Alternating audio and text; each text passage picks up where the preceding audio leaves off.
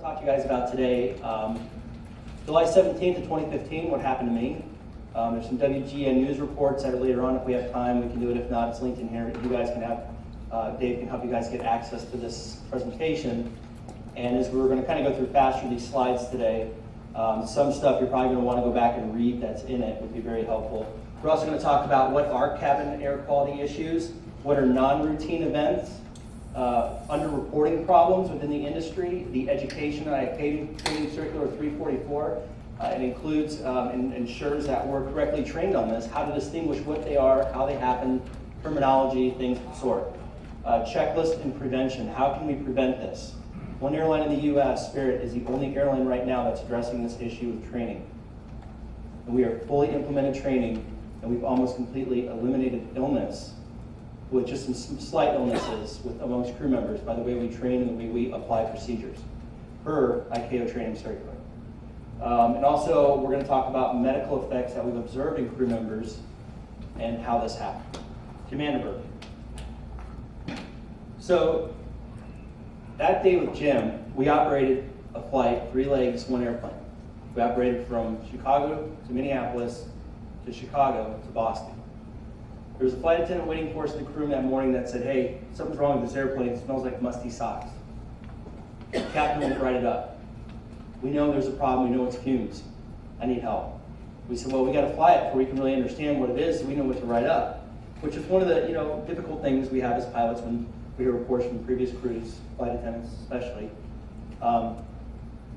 So we fly the plane to Minneapolis. We smell it on takeoff and on descent. We talk about it. The flight attendants are on go-home leg, next leg. They get back to Chicago, they're done. So we say, you don't write it up in Chicago. We'll just go with this. We're not certain what this is. We get to Chicago, we land, we write it up, maintenance comes out, discrepancy not duplicated. That's what. We get into it with mechanics. One of the assistant chief pilots comes out. He's pushing us to move the airplane. And at the time, we were all very angry with everybody. But today, if that were to happen, that chief pilot would stop the operation and he would get us off that airplane, or he would get something deferred and he would correct action with the airplane. So, but at the time we didn't have that knowledge, that information, that understanding. So that's why we were pushed. So we take the airplane to Boston, and as we descend into Boston, coming through about 23,000 feet, we start smelling it, musty sock smell, really, really strong. And I was a pilot flying. I was first officer at the time, captain now. Jim Annenberg was a captain. We start descending into Boston, we smell it, they give us a frequency change. Jim answers it, says the change, and looks at me and goes, what was that? I said, I don't know, ask him again. So we asked again. We both had to write it down because we couldn't get it from this hand to this hand to put in the radio. And he puts it in. And then I started feeling weird. He checked in, we both were just sitting there quietly, like I couldn't concentrate on anything but just to sit there quietly. And next thing you know, I feel the hair standing on my arms and I feel the adrenaline. And I realize I've got tunnel vision. So I reach back and I put on the O2. Within a few good breaths, my vision starts warbling, but it comes back. And I look over at Jim and his eyes are half closed and he's leaning forward in the seatbelt with his harness. And I have to shake him enough to get him to get his oxygen on, and he does. And I'll never forget how big his eyes got when he looked at me through the mask. Left the oxygen on a little bit while longer, coming through about 18,000, I think at this point, around there. I have no memory of landing the airplane. The only thing I can remember is a little bit of going over the cranes in Boston. I don't remember getting off the airplane, I don't remember talking to mechanics, I don't remember talking to the crew coming on. All I remember is walking out of the airport. Jim had a similar experience. We get to the hotel, we overnight. The next day, we go to, I think it was Atlantic City, Atlanta. Just too late that day. We both felt so bad we had to leave, we had to go home. I went home and went straight to the emergency room.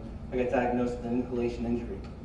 Jim went to his doctor then the following day, and Jim told me that they found some weird abnormalities in his blood work, and he was having internal bleeding from the cramping that he was having. 2 months goes by, multiple phone calls from first officers to pro standards about his inability to correctly operate the airplane, loss of cognitive skills. He one day calls an ambulance. He was going through a custody battle, had a whole bunch of other medical issues. He had a lot of stuff going on in his life. Calls an ambulance to his parents' house where he was living in Chicago because he couldn't feel his lower limbs and he had violent body tremors. The ambulance picks him up, takes him to a hospital. They give him some kind of anti-anxiety medication. He leaves the next morning, kept him overnight. He leaves the next morning, he goes home. He leaves his parents' house, the doors are open. He leaves his cell phone at home and he drives to a hotel instead of going to work and checks in.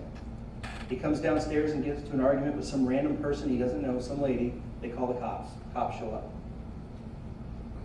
It's tough. He runs from the cops. They grab him, put him in the back of a police car. On the way to the hospital, he dies. All I know is when his parents finally emailed me, they found him. His parents finally found him a week later in a morgue because nobody knew who he was because he had no identification. The cops thought he was a drug addict. He had no drugs in his body when they did the initial toxicology screen. He had the anti-anxiety medication he was given to the hospital, and that was it. No alcohol, no drugs. This is an airline captain. This is all of us in this room. It could have been any of us in this room. So his parents emailed me after the funeral and everything, and we had some specialists involved who sent his body parts all over the world to be examined by people. When the autopsy came back, his parents emailed me and said, Jim died of a heart attack. Organophosphates are mentioned in his autopsy. Case closed. His mom wants to let him rest in peace. So that's where we are, Jim. What are fume events? Pyrolyzed engine oil sometimes contaminates an aircraft environmental control systems, exposing aircraft occupants to oil fumes containing toxic chemical constituents. Oil exposure to oil fumes have been reported to cause both acute and chronic neurological and respiratory symptoms and has been documented to compromise flight safety. Neither the frequency nor causes or characteristics of fume events have been well described at either individual airlines or industry-wide. And that's part of our problem with the reporting system. The history of fume events. We found documentation all the way back to 1939 in aviation medical journals that oil fume events are a problem. EPA banned household use of organophosphate pesticides inside houses. Well, tricrusyl phosphate is an organophosphate that's in the aircraft engine oil, anywhere from 3 to 7, 9%, depending upon the oil type that you use. I think Mobile Jet 2 typically uses about 3% organophosphate. It's an anti-wear additive that's in the aircraft oil. They did a study in 1967 on animals, and they determined the cause of death was severe irritation to respiratory tract. Multiple crews that I've talked to, 2 pilots sounded completely normal when they got on the plane, called me after a fume event. And they sounded like they had laryngitis, both of them. Flight attendants, entire crew. Flight attendants and pilots coming off to barely talk because there's so much throat irritation. Social media is increasing awareness, but it also creates misconcepts. People say, why all of a sudden do we have this now? Why didn't we have this back in 1970 or 1980? That's because we smoked on airplanes. And this always happens, typically, at top of descent or on takeoff. Everybody lit up at top of descent. It was hidden. It's been there the whole time. We just never could identify it. So once we stopped smoking in the mid-90s and the bans were put in place by the FDA, now we all start smelling it and we all start making relationships. And 10 years later, science improves, everything improves, social media's there. We start figuring this out. So this happened on Southwest Airlines. Passengers are figuring this out. 2 passengers have sued Southwest Airlines now for this issue. This case, I believe, is still in the court system or maybe being settled here pretty soon. So it's happening everywhere. It's not just Spirit. It's not just American. It's Delta. It's everybody. Delta Airlines, MD-80. 9 passengers tested positive for carbon monoxide. Alaska Airlines. These flight attendants are still in lawsuit right now with Boeing. There's 5 lawsuits that we know of right now against Boeing for this, and there's 17 against Airbus currently for this issue. Now, this might be kind of hard to see, but what's very important about this slide is towards the bottom, it talks about like hexane and butane and all these different chemicals that were found in flight attendants on the Lufthansa A340.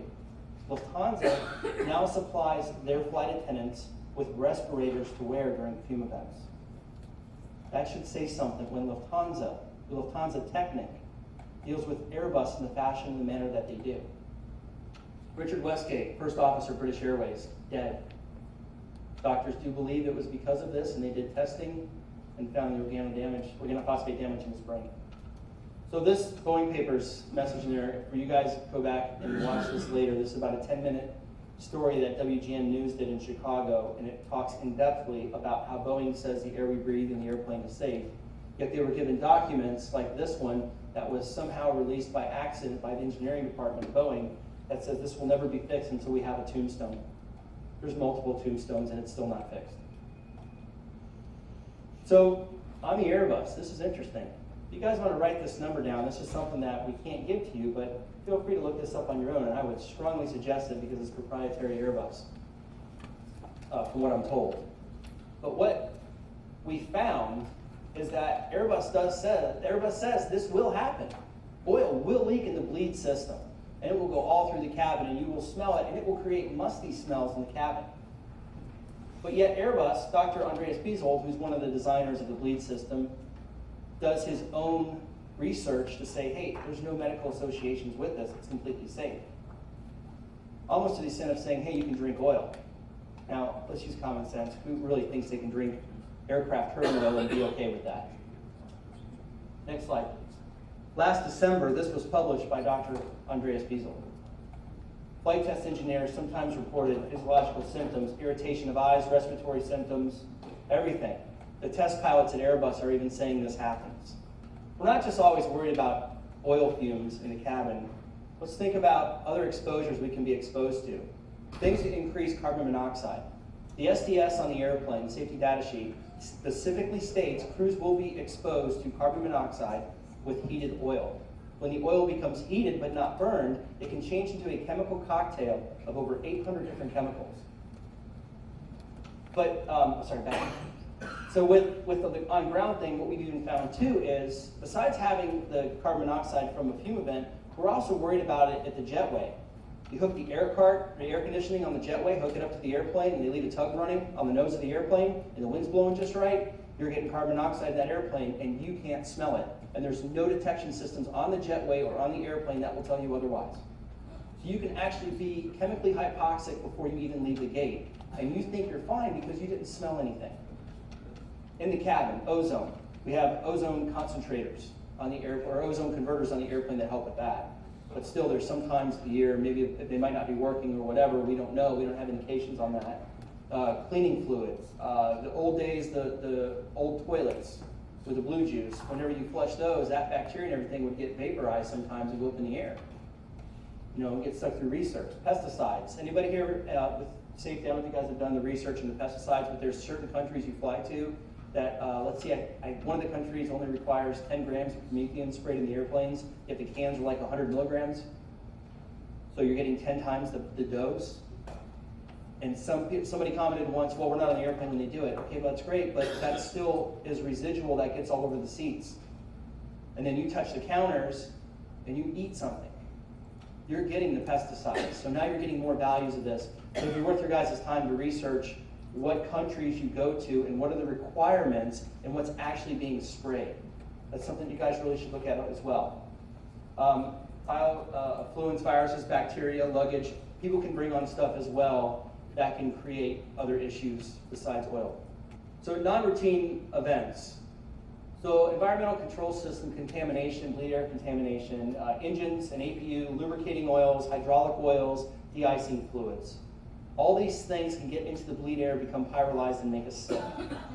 So what's in the fumes? Hazardous ingredients singled out on safety data sheets. Tricresyl phosphates, neurotoxic, reproductive toxin, 2.2 to 5% by weight, all engine oils. Trizenyl phosphates, tributyl phosphates, that's specific to Skybral. I'm trying to remember the number. I think it might have been, it's over 300 workers' comp cases in Europe. I think it might have been 326, I can't remember the exact number. But they did workers' comp cases in Europe, and they did urinalysis testing, and 100% of the crews tested positive for tributyl phosphate. That means they all had hydraulic fluid in their urine. And those were on fume events that had happened in Europe. Phenol naphtha apathylamine. This stuff is dangerous. 1% of the oil, engine oil. This stuff displaces oxygen and attaches itself to red blood cells. It creates chemical hypoxia. We are not trained for hypemic hypoxia. We are trained with altitude. We only, as pilots, seem to recognize altitude hypoxia, not chemical hypoxia. Mobile Jet 2, health hazard warning on the safety data sheet. So they talk about how this product is not expected to produce adverse health effects under normal conditions of use. And with appropriate personnel hygiene practices, product may decompose at elevated temperatures under fire conditions and give off irritating or harmful carbon monoxide, gases, vapors, or fumes. Symptoms from acute exposure to these decomposition products in confined space may include headache, nausea, eye, nose, throat irritation. High pressure obviously would cause serious damage. This is directly off the safety data sheet for Mobile Jet 2. Now, see that term on there, under normal conditions of use? We asked Exxon, what does that mean?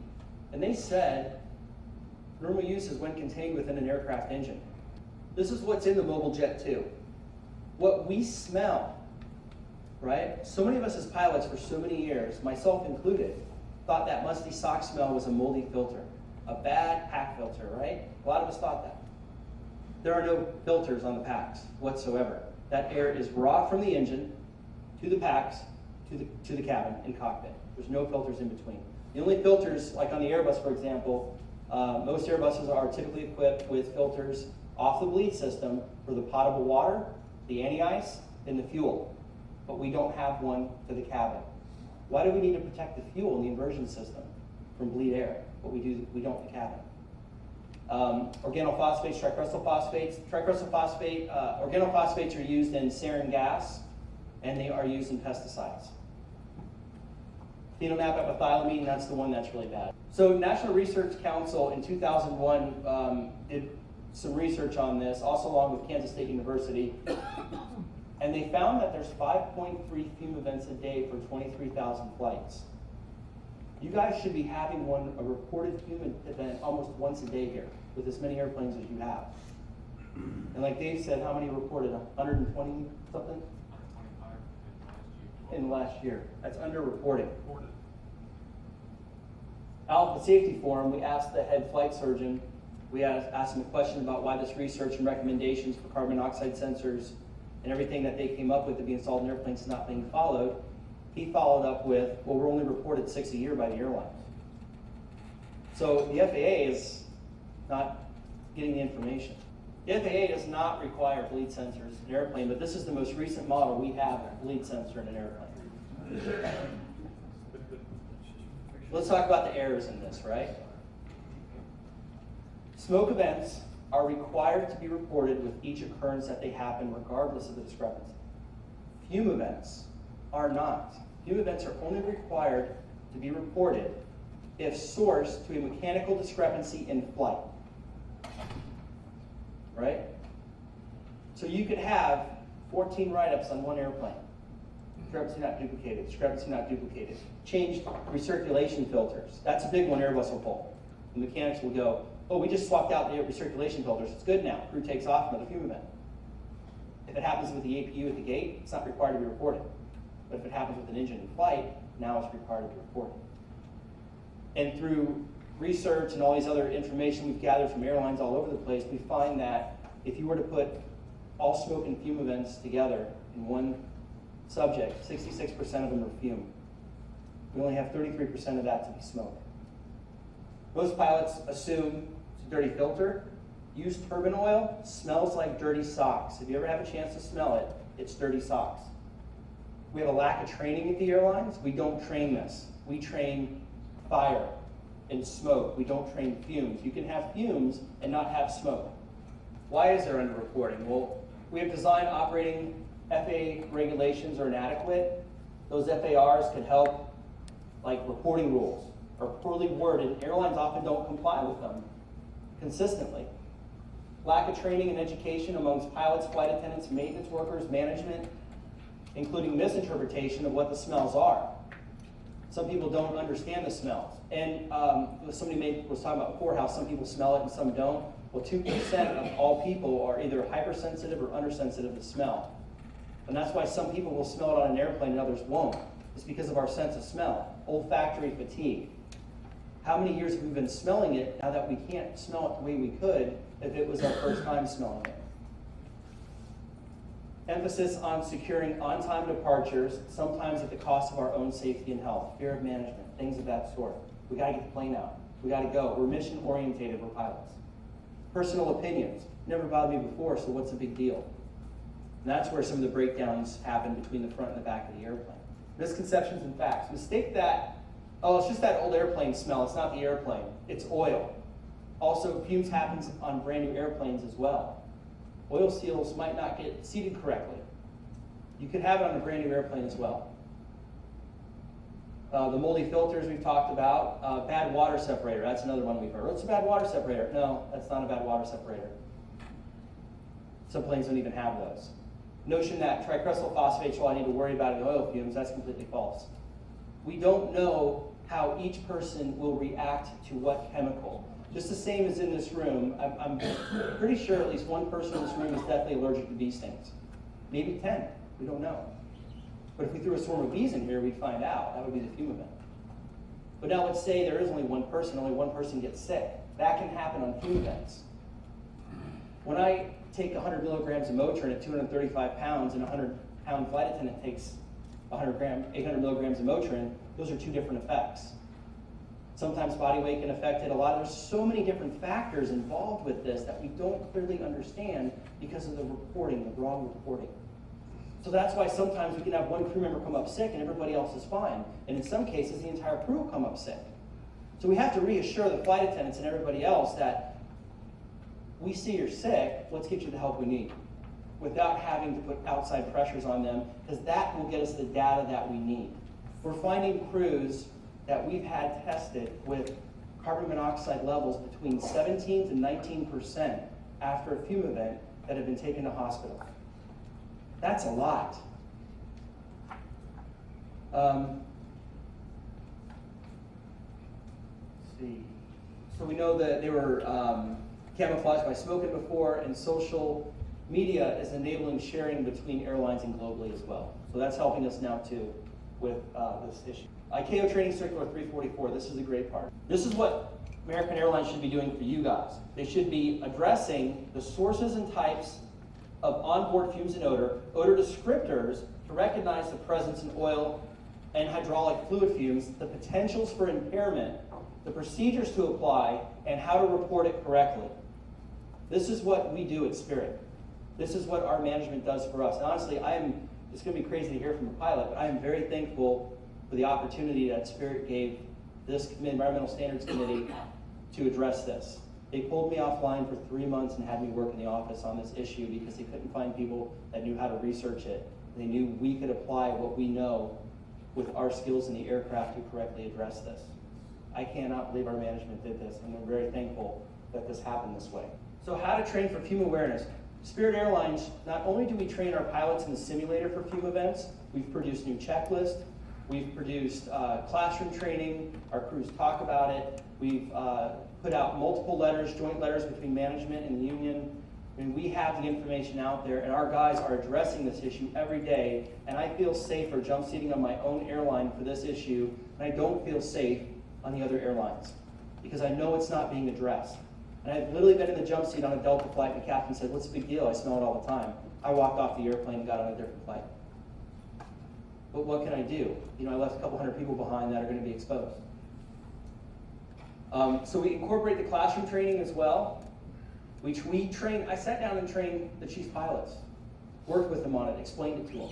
They know how to look for hypoxic crews. They know what to listen for on the phone when they talk to them. We incorporate simulator training for pilots, and we use fume-based checklists now too. As flight crew, what are our responsibilities in a fume event?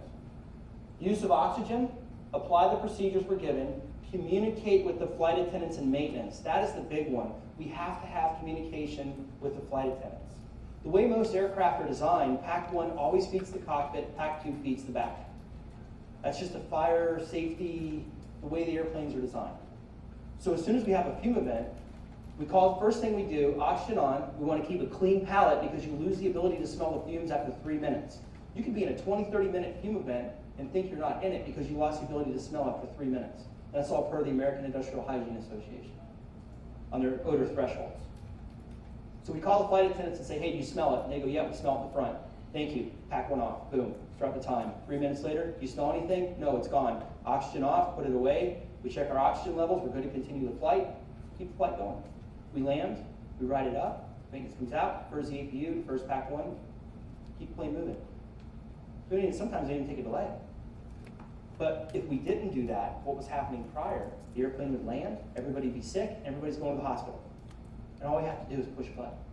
It's that simple. I don't know why it's so hard for managements to just allow us to have these procedures.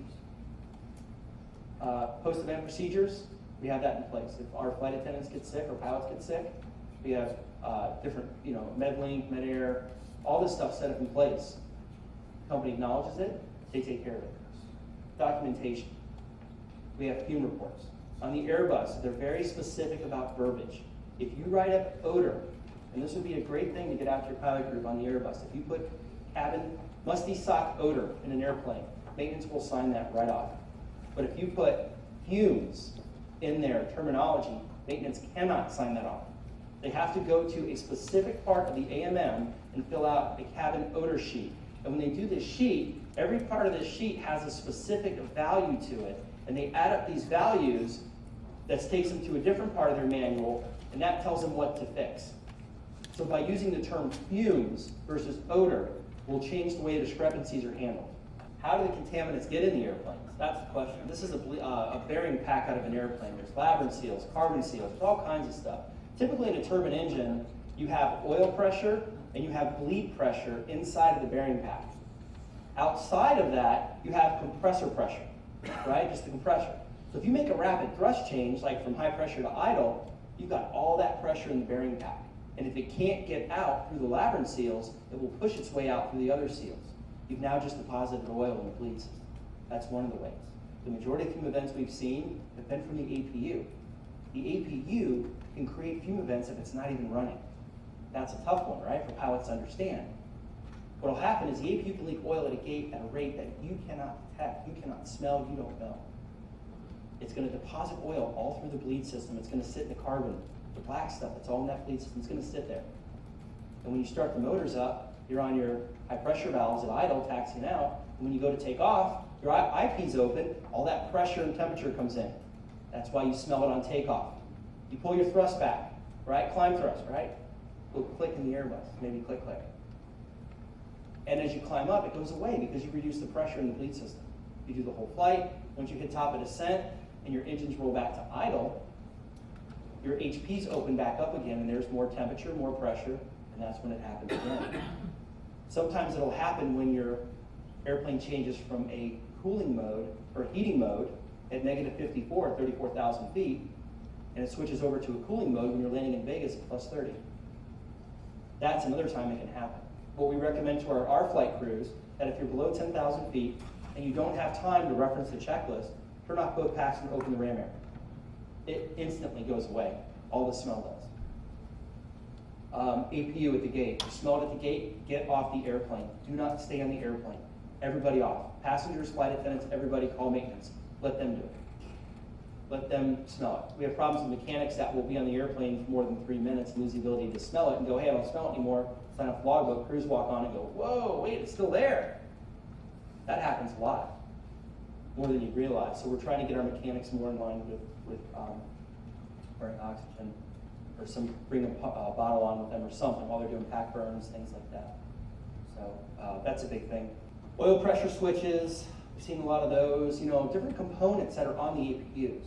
If they overservice the APU on an Airbus, it will fill, it will overflow, and it will be in the APU compartment. If that door doesn't close right and seal correctly, it will suck back in the intake of the APU. You might not have an internal leak, you might have an external leak. It sucks right back in, it sits in the system, you get to the top of the descent, opens up, pushes it through, you got a fume event, APU, again. But as pilots, we think it's the engine. So we write up engine oil leak, engine oil smell. You just tied maintenance's hands. can't be specific with what we think it is. We just need to write, must be smelling fumes on board. And then call somebody and say, hey, look, this is how the airplane is configured. That's the best way to handle this. That way we don't tie our hands and the planes keep getting signed off and signed off and signed off when it's not something we pilots would assume that it is. Over-servicing is a big problem.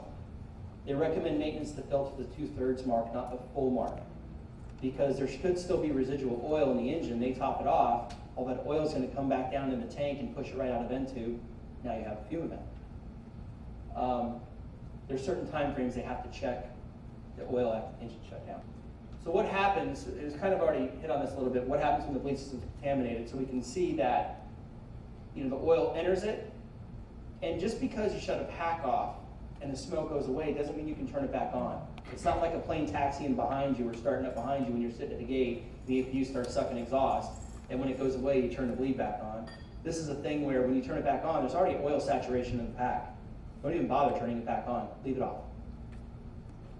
So until maintenance can come out and defer something and do a pack burn and get it out, that's what we need. We need somebody to get the oil out of the system. They have to stop the source. If they just defer a pack, say for example, the APU is the bad part and they just defer pack 1. Within a few flights, pack 2 is going to be saturated now too.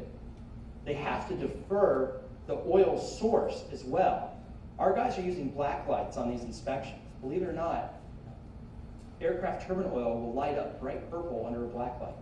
And that's how they find a lot of leaks on their airplanes with black lights. Kind of neat. Air Canada for a while, I think Air Canada BC might have been the company, I think they were even using black light borescopes. And these things are super hard to detect too. They're not easy to detect. We'll get mechanics that will do a borescope and can't find anything. But then there's 6 more write-ups. And after that 6th flight, they'll go back and finally find a little bit of oil staining somewhere underneath. So these leaks are so slow. Another misconception, there is not high oil consumption in these. All it takes is 2 tablespoons of oil to make that entire airplane sick. Because we're breathing it at an 8,000-foot cabin altitude with displaced oxygen, not how the mechanics breathe it at the gate on the ground. It's different. So we have different effects than they will to it. We've even had some mechanics get sick. Or flight attendants that want to come on the airplane and do their pre-flight checks while they're doing a pack burn. They're going to get sick. We've had that happen where they run to the bathroom and start throwing up violently because they're so sick from the reaction. Or a lot of times they thought they were doing something related to the flu and just kept going. Most fumes checklists do not correctly address oil-based ECS fumes. The Airbus has a fume called the avionics smoke fumes checklist. The word fumes is extremely misleading. It is not a fumes checklist. That checklist, and I've seen it in the Airways manuals, where it leads you to go to pack high flow. Well, from what you've learned today so far from me, does anybody think going to pack high flow is a good idea? That's making people more sick. You're now putting more chemicals into the air. So what we did is we said, you know what? Here's a checklist for the 340. Here's another checklist. They all say to shut it off. So we put it out to the crews in a newsletter. People did it. It worked. We wrote the checklist. We got it FAA approved. It's in our manuals. It's amazing. We have very good success with it. People who use the checklist correctly do not have any symptoms. People who do not use the checklist will end up with symptoms. So we can prove that there is a difference between addressing it and not addressing it. But simply shutting a pack off solves the problem. This was a checklist out of a British Airways 737.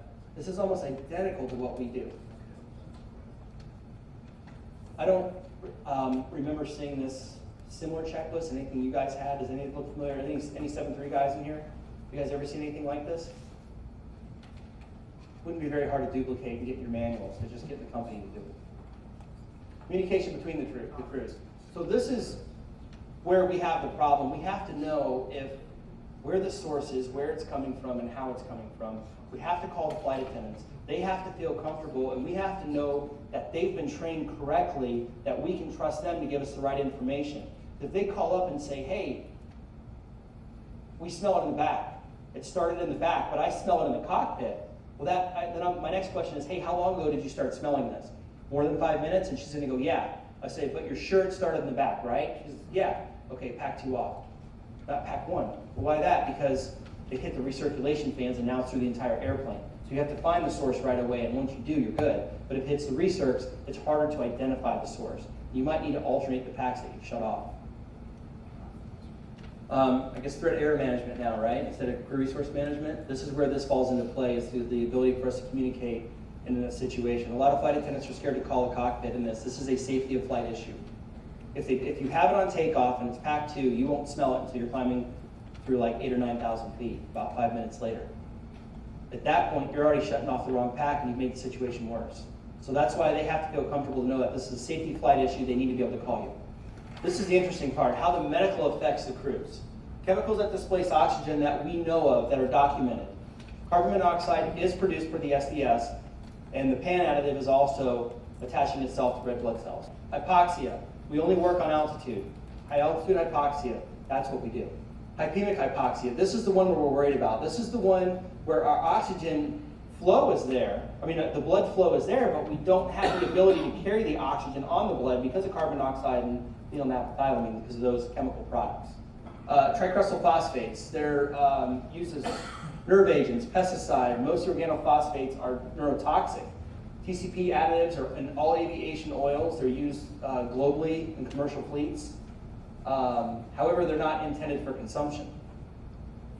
When we breathe it, it goes in our lungs, it hits our bloodstream like that. When we drink it, it digests differently through our liver. It's not the same as drinking and breathing, completely different issues. They can also result in a delayed onset called OPICN, organophosphate-induced chronic neurotoxicity. There's a lot of papers on this from Dr. Abadoni out of Duke University. If anybody gets sick, or anybody in this room now would like to send a blood sample to him, he can tell you exactly how much of this you've already been exposed to. On the bottom of this thing, it says effects from a chlorinogenic drug, right? One of our crews was diagnosed from a hospital with this. That was on their paperwork when they left. That means effects from chemical warfare. Gulf War syndrome is the exact same symptoms and everything as this, and all this is from Abadonia. Pretty interesting. This is one of the things that makes it so hard. Our nervous system, blood pressure over 200, right? Mine was over 200 a day later. It was bad. The hospital took it like 6 or 7 times and finally got it down, after being on oxygen for a while and other stuff like that, where they would document it. Our body, when we get these chemicals in our body reacts. We've seen blood pressure as low as 64, it's over 200s. On average, we see 164 to 180 on average. Before we were using checklists, now we don't really see it much. But our body reacts to it and says, it's our reflexes, our fail-safe program in our body, our nervous system. Get these chemicals out. That's why your heart rate increases. Heart attacks, they happen. Increased blood pressure. Dr. Susan Michaelis has a PhD in this. She's amazing over in Europe. This is out of her, do you have it? No relation. Anybody want to read this real quick, everybody? Story time. This is a PhD thesis on this issue. That's how, from Europe. We've been working with crews, Dave and I have been working with crews over in Europe on this as well. Everybody from the Swiss Air, some Air France regionals, the whole German VC, the whole German Union. So it's pretty impressive, and they're having the exact same problems we are, except Europe is way ahead of us, way ahead of this whole issue on this than we are. We have to play catch up. How many of these symptoms have you guys had before? Or probably all of them, right? There's been so many times, there's no doubt in my room that everybody at some point hasn't had a FUME event, but you didn't know how to recognize it. Symptoms, mild symptoms, moderate, severe, acute. We have all these different things we'd see. Usually, when you have the initial symptoms, a headache while you're sitting there in the airplane, what that's from is usually carbon monoxide. The first 6 to 4 hours is carbon monoxide issues.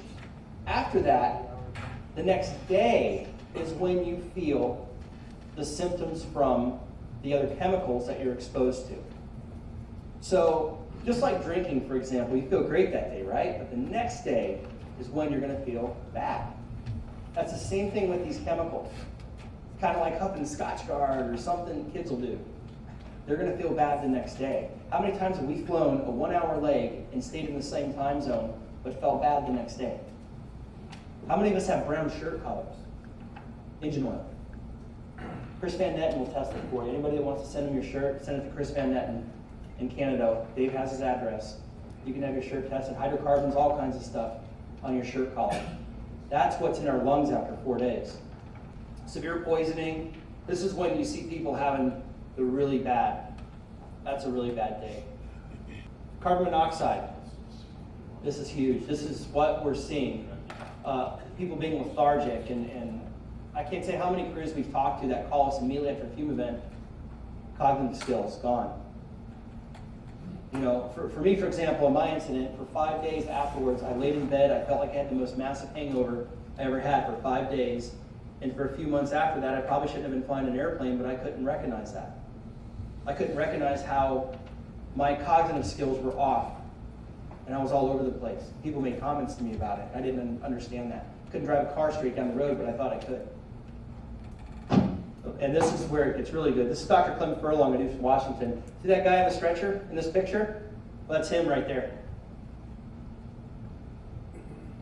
Clem Furlong is developing a blood test right now, and that will enable crews to prove that they were exposed to aircraft oil fumes. It's really complicated how he does this, but basically, this is going to hold up in the U.S. court system.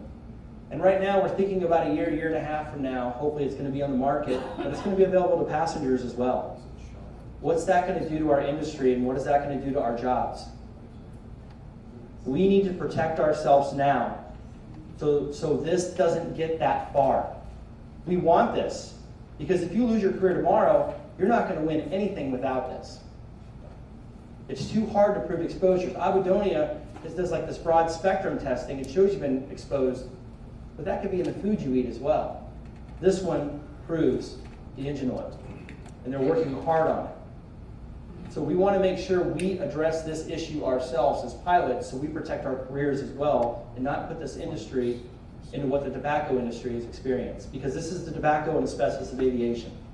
So ICAO recognized the potential flight safety impact of exposure to fumes, the flight safety benefit in preventing exposure. Airlines that proactively work to prevent exposure to hydraulic fumes on board will be recognized as leaders in the clean onboard and improved flight safety. But they're caught in the middle, employees to manufacturers. We found some possible solutions. All Filters already has a bleed air filter on the 757 for DHL over in Germany, and it's had great results. Peter Schiff developed a non-bleed conversion currently used on 20 Turbo Commander aircraft. It's patented, it's STC, it's flying on 20 airplanes. 6 to 8% fuel savings. Why do the airlines not want this? I don't understand. We're going to save money. This product is amazing. It runs off a 10 psi of bleed air to turn a compressor to pressurize the cabin with air scooped up from outside. Almost like the 787 works, which is the only safe airplane there is to fly. This does not happen on a 787. There has been fume events on a 787, but they're not from oil-based. They're from passenger baggage, things that have leaked, things of that sort. Leave Air is actually developing non-bleed options right now for Airbus. But 787, that's the way to go. But what it's going to take is all these airlines finally stepping up to Boeing and Airbus and saying, stop making airplanes like this. Give us bleed-free airplanes like the 787. There's a reason Boeing did that. I don't believe it's just for fuel saving. So what to do for the short term? Get the ICAO training implemented. Implement FUMES procedures, checklists. You need them. Carbon HEPA filters on the recirculation fans. We have those, right? But what they do, they only benefit you, and you guys have them on the Airbuses, if I remember correctly, but they only benefit you that when a fume event happens and you shut a pack off, then it will reduce the fumes at about 3 times the rate as if you didn't have them. But don't be under the misconception that because you have a HEPA filter, you have a carbon filter in the recirculation fans, you're okay. You still have all that bleed air coming in that's contaminated. All that's doing is just pulling a little bit of it out. Like 60 to 90% of the VOCs come out on the carbon side of a carbon HEPA filter.